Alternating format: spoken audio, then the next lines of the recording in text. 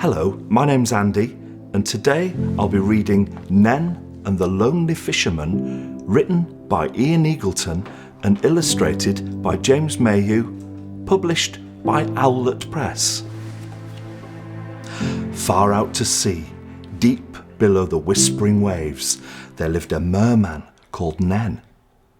Nen loved exploring the ancient wild depths, the gliding fish, the shimmering sand, and the ghostly sunken ships. But something was missing. His heart felt empty. So at night, Nen sang a sad song, and the twinkling stars whispered his words of hope across the ocean. But Nen's song was smothered by heavy clouds, and he returned to the seabed alone. Every night, Nen's father, Pelagios, watched his son leave their underwater kingdom, and every night he pleaded with him to stay away from the world above. But Nen ignored his father's warnings.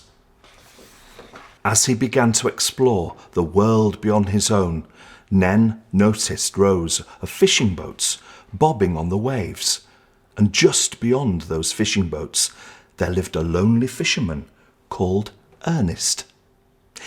He spent his days rescuing, freeing, collecting, dreaming, and creating.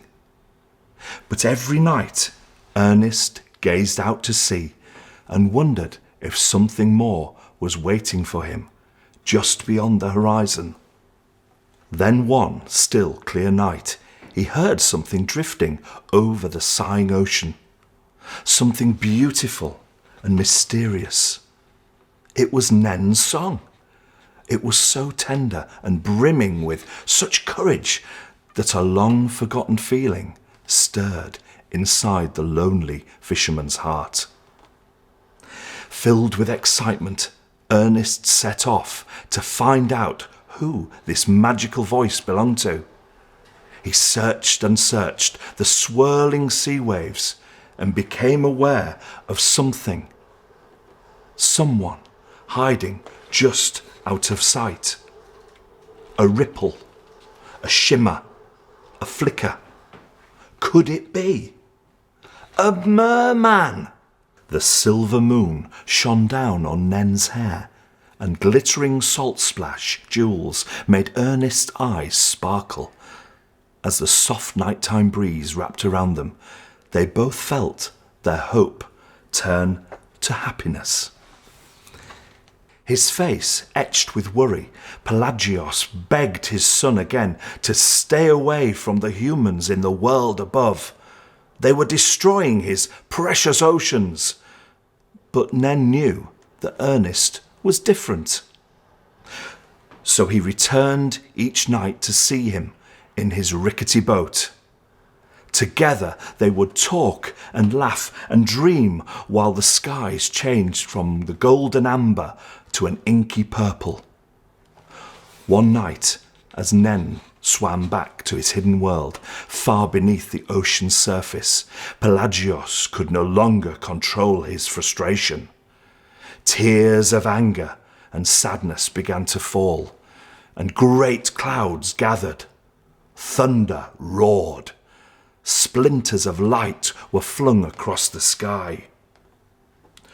Poor Ernest was thrown from his rickety boat into the raging sea. Nen fought through the churning, lashing tempest in a desperate search for his fisherman. Down, down, down he swam into the dark depths of the ocean, but there was no sign of Ernest. Nen struggled upwards through the violent waves. Suddenly, he spotted something just out of reach. A gasp, a kick, a splash.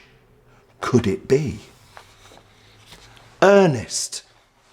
He was battered by the waves, broken and lifeless. As the sea slowly calmed and the hazy sun peeked through the clouds, Nen carried his fisherman to the shore. He waited and waited. To his relief, Ernest finally woke, with a cough and a splutter.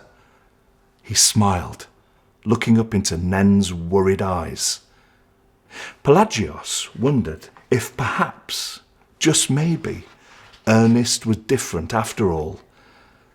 Now, as he looks out across the calm sea, Ernest is no longer lonely.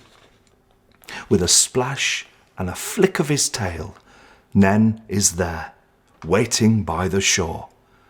And under each dazzling blue sky, while the seagulls dive and squawk, Nen and Ernest hold hands, laughing and dreaming about the future.